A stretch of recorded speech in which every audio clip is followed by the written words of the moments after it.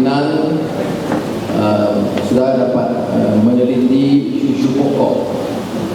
Dia kalau dalam persiapan tentera, dia penentunya ialah keupayaan kita, bukan saja persiapkan. Zaman persiapan itu sudah hampir berakhir, ialah mempertahankan kekuatan, disiplin dan mengikut arahan yang jelas. Masa ini tak boleh ramai jenderal satu-satu.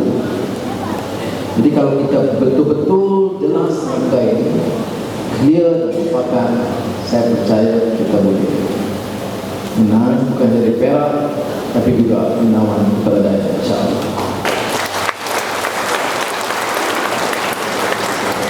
Bila tentu lagi melengah-lengahkan jadual di hari sepatutnya akhir tahun lalu sehingga ke awal tahun Mac, semua orang jangka Mac. Dan dia fikir isu-isu yang berbangkit, skandal yang melibatkan pimpinan UMNO terutamanya akan sendirinya tenggelam. Tetapi dia lupa bahawa rasuah sudah jadi budaya orang. You padam satu, berbongkar menyala yang lain. Dia padam kes Lembu Kondo, tak terpadam. Bangkit isu Raja Nongci bagi kontrak kepada anak dia. Bangkit pula kes Jamaluddin Jarvis kontrak kepada anak dia. Timbul lagi kes Syafiq ini satu, tapi yang tiga, Raja Nongci, Jamaluddin Jarvis, ada Syarizat sebelumnya. Jadi ini itu budaya, itu yang kita tahu. Jadi bagi orang yang masih nak pertahankan UMNO dan BN, dia kena terima kenyataan bahawa budaya rasuah penyalahgunaan kuasa, guna kuasa untuk memperkayakan keluarga dan suku sakat, itu dah jadi budaya. Budaya itu budaya selalu dikaitkan dengan yang baik. Culture ni dia berdasarkan ethics, values, positive value. Tapi culture ni dah jadi yang merosakkan. Jadi saya fikir gaya cuba di benar, maklumat jangan sampai. Itu strategi lama. Dia cuba serang pimpinan kita, dia cuba laga-lagakan. Tetapi kalau kita kuat dalam keadilan dan juga pertahankan kerjasama dan muafakat kita dengan PAS dan DAP, saya lebih yakin sekarang. Saya beritahu tentang kejutan di Sabah dan memang UMNO permainkan, tapi saya nak beritahu, saya tak ubah kenyataan awal saya. Sabah akan membantu dan memberikan kejutan yang akan benar-benar menemplak kekuatan UMNO Barisan Nasional. Itu kenyataan. Jadi apa yang harus kita lakukan? Isu kita kena faham, kena banyak sangat isu ni. Satu, kita kena, maknanya kalau antara ceramah kita tak boleh ulas satu isu panjang sangat, sebab orang tak mau dengar masalah, orang dah tahu dah berapa menteri yang terlibat, apa kes kopi, bagaimana tentang kos perbelanjaan yang tinggi. Hari Isnin sesi parlimen, tambahan lagi belanjawan negara untuk elektrik sekarang dah sampai 24 bilion ringgit. Untuk lebuh raya, untuk gula, semua tambahan. Saya tanya soalan di parlimen. Satu, tambahan 24 bilion untuk elektrik ini, berapa banyak syarikat untung, berapa banyak sampai ke rakyat? Kalau betul subsidi, bagaimana subsidi ini menguntungkan syarikat kaya? subsidi di Malaysia bukan kepada orang miskin, kepada tauke-tauke kaya. Cukai dikutip kepada rakyat, subsidi diperoleh oleh rakyat, banyak dari rakyat. Kemudian kita tanya, seperti kita tanya, Asia ini siapa punya? Yang ke depan ni Tony Fernandez, siapa di belakang ni? Siapa yang boleh bagi jaminan dia boleh pinjam 25 bilion ringgit? IPP, YTL, saya tanya di parlimen, siapa nomini yang pegang kepentingan yang di Hong Kong? Anak Perdana Menteri yang mana? Tak ada jawapan. Ini dia parahnya sekarang. Jadi kita tahu masalah. Peringkat kedua, terangkan dasar. Maknanya kita tahu keburukan UMNO Barisan Nasional. Orang nak tahu apa yang kita nak buat, maka sudah akan jelaskan.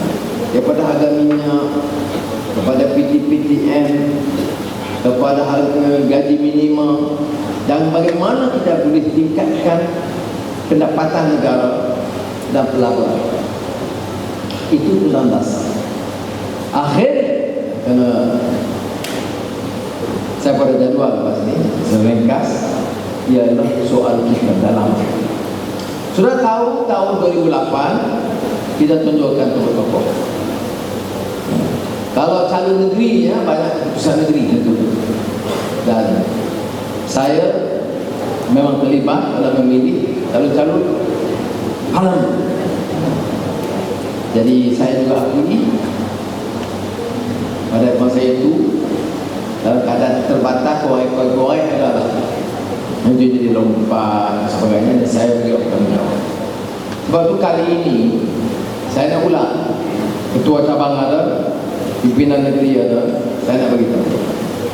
Kita dengar pendapat ketua cabang dan pimpinan cabang, pimpinan luar cabang kita dengar, pimpinan negeri kita dengar dengan pendapat. Pimpinan pusat bagi pandangan, tetapi bersyarat. Pertama, kelayakan mesti ada. Kalau nanti dia ahli parlimen, dia tak boleh pergi kerja jerit, tak pernah bekerja, tak boleh. Dia kena mampu, layak untuk bekerja. Jadi kelayakan mesti ada. Keduanya, rekod dalam parti mesti ada. Kewibawaan dan pengaruh dia juga harus ada. Dan yang tidak kurang pentingnya, faktor ketiga, selain dari kewibawaan dia, integriti dia, kita yakin loyalty dia kepada perjuangan itu. Sebab UMNO sedang keadaan terdesak. Ada sekarang bukti-bukti dikeluarkan bagaimana UMNO dan Datuk Najib terlibat dalam membeli perang-perang. Ada rekod cek 1,5 juta. Ada SPRM siasat? Tidak. Jadi saudara, maka personal integrity, kewibawaan pimpinan itu mesti jelas dan tidak boleh diperlukan. Selain faktor ini, kita kena ingat bagaimana dengan wakil muda. Parti ini tegak pada awal dengan penyertaan dan dukungan anak-anak muda. Maka tidak adil kalau parti hanya dengar dan letakkan calon-calon lama atas kehendak sebagai ketua cabang ke atau nak ketua umumnya orang yang lama, dan menepikan suara anak-anak muda. Maka penyertaan anak-anak muda dalam parti kita, mewakili semua kaum dan kepentingan, harus jelas. Anak muda ni, kalau kita nak minta cabang kemukakan, yang saya tengok senarai setakat ini 10% sekarang. Oleh demikian, kita harus campur tangan dalam beberapa kes overrule cabang. Saya nak beritahu awal-awal, wanita, tengok tu senarai wanita yang ada tak sampai 10%. Padahal kita dah jadi 30% wanita. Tak semestinya dia ketua wanita cabang. Kerana kalau ketua wanita cabang yang tak ikut kriteria yang kita tetapkan, dia tak boleh bertanding. Ada peringkat dul, ada peringkat ahli majlis nanti. Itu mungkin ada yang kesesuaian masing-masing. Tapi kalau nak bertahan juga, layak tak layak masuk, dia silap hati. Saya nak beritahu dulu, kerana ini bukan keputusan mudah. Jadi kalau kita dengar hanya keputusan dari negeri sekarang ini ataupun cabang, saya nak tanya cabang mana yang kemukakan nama wanita.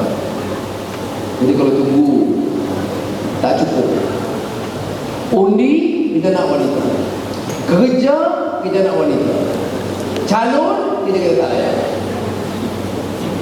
Saya tak boleh terima keputusan itu, dan ini bercanggah dengan senarai keutamaan yang kita urutkan.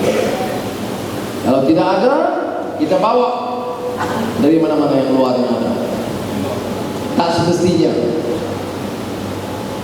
yang kalau ada yang sudah mengemukakan yang cukup layak dibawa, kita boleh timbang.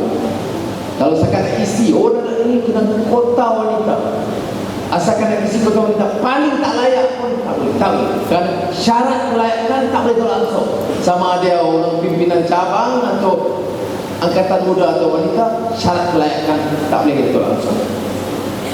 Jadi saya jelaskan ke ini sebab memang ada masalah. Jangan senang nanti pergi ke ketua negeri, dia kata lepas kat pusat. Pergi kat Safudin, dia kata pilihan raya. Pergi ke pilihan raya sini, dia kata ini ketua umum. Jadi akhirnya kepala saya. Jadi kalau nak marah sekarang, nak marah kemudian. Jadi saya beritahu. Ya. Dan masalahnya ada, sudah tahu juga kadang-kadang dalam kita bincang ada juga ya, ada dengan masalah, ada dengan DAP, dengan PAS, masalah tuntutan kerusi. Tapi itu perkara biasa. Jangan bagi keadaan sehingga tegang dalam hubungan kita. Sebab bagi kita ni muafakat bukan dalam keadilan, tapi dalam pakatan rakyat itu penting. Hubungan pimpinan negeri dan pimpinan cabang di antara tiga parti ini harus baik, sebaik yang terjalin di kalangan pimpinan. Hubungan dengan saya, Azizah dan Isyang Wali ke Kapal atau Ustaz Ali ke Buni Aziz sebagainya, itu cukup baik. Kita mahu hubungan yang excellent, terbaik di peringkat pusat ini juga dipertahankan di peringkat negeri dan di peringkat cabang. Saya sebutkan parameter ini sebab kita boleh ada dasar yang baik, kita ada tentera yang baik, kita ada calon yang baik. Tapi kalau kita tidak benar-benar muafakat dan masing-masing bagi kata dua, ketua negeri bagi kata dua, ketua cabang bagi kata dua, ketua wanita bagi kata dua, angkatan muda bagi kata dua, jadi kita jadi dua. Jadi bagi saya semua bersatu. Sudah, kalau kita takdir kita letak calon kalah, tak makna betul. Dia dekat ni. Saudara jangan buat andaian rakyat ini akan terima siapa pun tak apa. Tak boleh. Saya nak beritahu, jangan sekali-kali andaikan. Ada orang kata, oh Cina menyokong kita. Ya. Tapi dia sokong sebab apa? Sebab dia dasar kita baik dan kita adil kepada semua. Sebaik saja kita engkar atau lagi berprinsip ini, belum tentu masyarakat Cina akan sokong. Begitu juga India, Dayak, Kadazan atau orang Melayu. Jangan kita buat andaian mereka sokong siapa saja.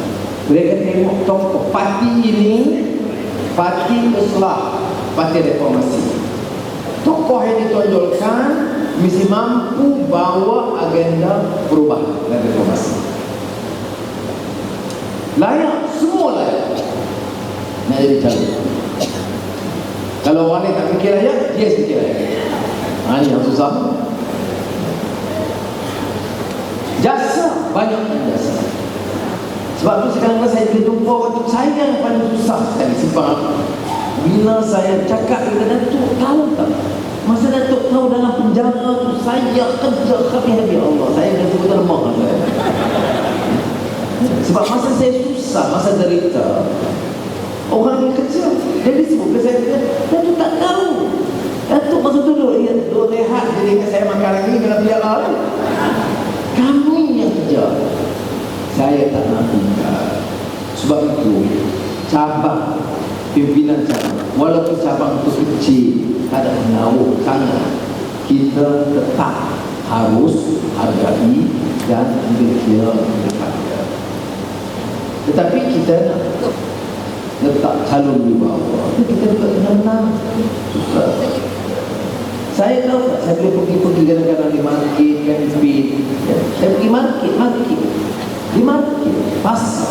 Orang kata, Datuk, dia sokong tu, jangan bimbang. Saya kata, terima kasih.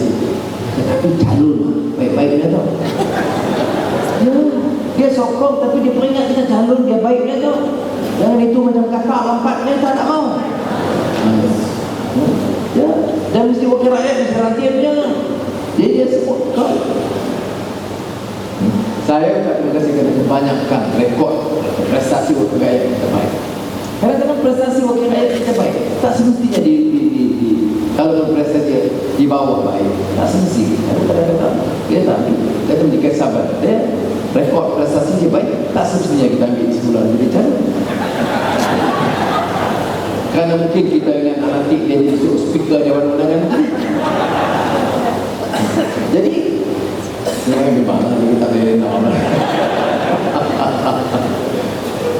Yang saya tekankan di sini, dia ini adab jamaah. Jangan sebab satu orang satu kursi dia sabotaj kemenangan.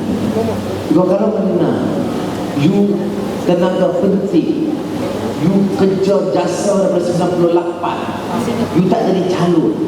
You ingat kita nak lupa? Kita tak lupa. Ada tempat, tapi syarat kita menang. Kalau kita tak menang, tempat apa?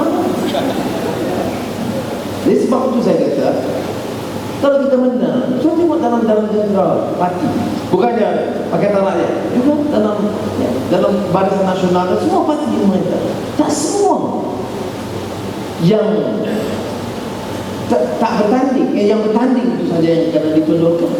Kadang yang tak bertanding dalam persaingan sekitar 1-2 tahun, orang itu yang tertonjol kemudian. Itu aja. Sebab itu saya kena ada kesabaran dan kebijaksanaan. Cuma kita dilatih. Dia orang dalam politik ni, bila main pilihan raya, dia naik macam satu bahadi. Orang kata perak kata apa, dia naik macam dia angin tu angin. Bila angin tu, dia macam dia fokus itu calon. Dia lupa. Kadang-kadang lebih baik dia tak jadi calon, masa depan dia lebih cerah daripada orang jadi calon. Ya, sudah tengok. Dan saya bukan nak main, itu orang politik. Sejarah politik itu berubah. Ada yang tak jadi calon, masa depan dia lebih cerah daripada jadi calon. Buktinya Anwar Ibrahim 2008.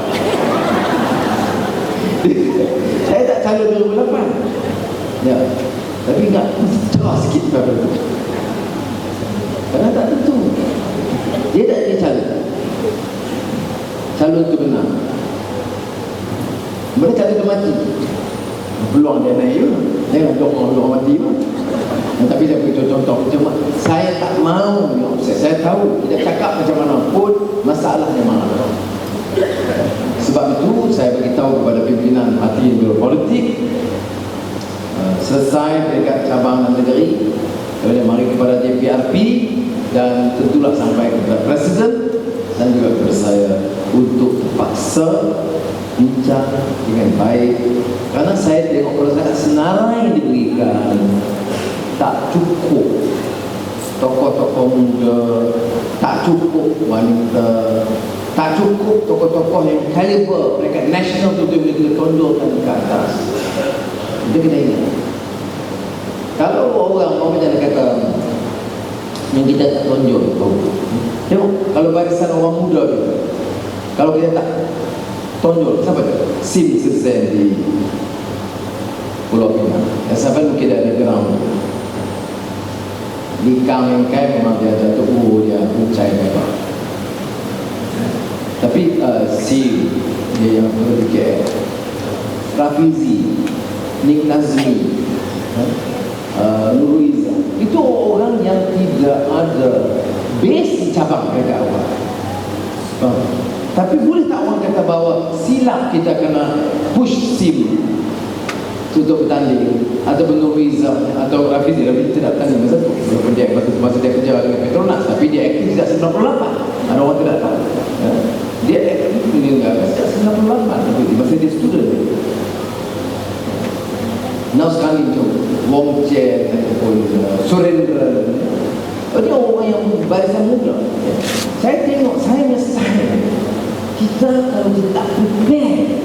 Banding dengan parti-parti politik di Malaysia, mana ada yang begitu tinggi jumlah second liners kita. Tapi berapa orang yang sebenarnya boleh muncul dari cabang? Tak ada, 3 orang saja. Yang lain kita kena push daripada atas. Sekarang kita kata okey lah, mana betul-betul layak. Tapi kalau kita tak push, tak naik. Cabang mana nak submit nama-nama? Jadi sebab itu saya minta sudah sebab ada senarai 2-3 peluang yang kita kena tolak macam mana. Kalau nampak sudah ketua cabang buat berat sangat, tak apalah, mari boarding saya bagi kopi secawan, belum saya selawat kali belum sejuk. Because aku saya nak tolong orang orang semua tak boleh. Semua kan tak boleh. Semua kita no, kita siapkan, kita dah kerja dah. Waktu patah tak boleh terima. Tak boleh dah. Jadi saya minta tidak semua yang ada rekod base. Saya sengaja ulang di mana-mana negeri saya pergi, kerana saya rasa jentera KPRP dah buat kerja semua. Cuma kita nak muafakat betul nak dia bahawa parti ini akan hanya survive sebagai parti reformasi kalau kita letak dan siapkan barisan kedua yang cukup wibawa. Dia kena ada second line yang cukup strong. Apatah lagi kerana parti kita di antara parti di Malaysia yang paling banyak dukungan orang muda. So tidak fair kalau perwakilannya di kalangan orang muda itu paling sedikit. Jadi ini saya minta tolong untuk saudara, dan kita doa semudahan kita dapat kejayaan sebaiknya. Sekali lagi saya ucap tahniah kepada Mak Nur dan Pimpinan Negeri yang mengayakan Kongres hari ini. Sudah santak semua turun buat kerja. Kerana saya tengok keadaan, kemungkinan pilihan raya bulan Julai ada. Ada orang kata tak kemungkinan pilihan raya bulan Julai. Yes. Yang kata no. Yes. Kita cakap guruji beritahu, biasa dengar. Sebab lagi lama tangguh, lagi banyak masalah. Sekarang yang keluar umpamanya Sarawak Report mengenai kerajaan Sabah dengan Musa Aman, itu very serious. Akaun bank luar negara pun keluar. Jadi mungkin Julai. Kalau tak Julai, saya kata kemungkinan Julai jangan kita fikir. Ada orang kata no, kalau minggu ni tak Julai, tak ada. Sudah buat perkiraan. Kalau bubar minggu depan, tunggu nominations, tunggu elections. Dia boleh minggu kedua Julai, sebelum Ramadan, masih ada masa. Kalau pilihan raya bulan Julai, you prepare bulan September, nasib tu you pilihan raya seorang lah. Jadi sebab itu kita kena prepare. Kalau tanya saya bagi arahan pimpinan, kita persiapkan untuk Julai. Kalau kebetulan tak jadi, bonus. Kalau jadi, kalau kita siap, okey. Dan sebab itu arahan kita must be prepared for July elections. Yang lain saya akan bunding tengok dengan Najib dengan Rosmah, tengok bila tahu. Terima kasih. Wassalamualaikum warahmatullahi wabarakatuh.